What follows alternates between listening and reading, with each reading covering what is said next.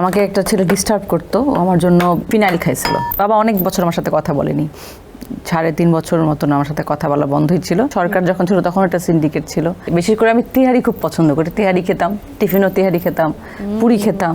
Screen থেকে বাস্তবে আরো বেশি সুন্দর এটা বলে। মানে দুইবার দুই রকম সুন্দর। অনেকবার বিয়ে করতে হয়েছে, অনেক বাচ্চা অনেক পছন্দ করি, যদি আল্লাহ কপালে থাকে অবশ্যই হবে। আর আমরা তো ওই সিংহ মনে করতাম, আমাদের এই যে গলির মধ্যে শেষরা কুকুরগুলি আছে না, এগুলোর মতন খুব মজাই মনে হচ্ছে যে ফ্রেন্ডলি কোন একটা আড্ডাতে আছি। কোশ্চেনগুলা প্রথমে একটু লাগছিল যে আমাকে টাকার কথা জিজ্ঞেস করা হচ্ছে কেন, আমি এরকম কোথাও ফেস করিনি।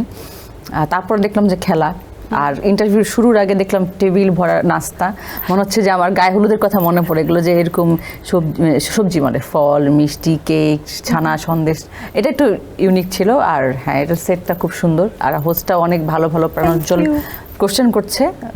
ছবি আঁকার সেগমেন্টটা ফার্স্ট আমার কাছে খুব মজা লাগলো। দর্শকদেরকে অসংখ্য ভালোবাসা এবং ধন্যবাদ জানাতে চাই যে এতদিন পর্যন্ত আপনাদের মনে কোঠায় আমাকে রেখেছেন, একই রকম ভালোবাসা দিয়ে যাচ্ছেন, আর আপনারা নিজেদেরকে ভালোবাসবেন।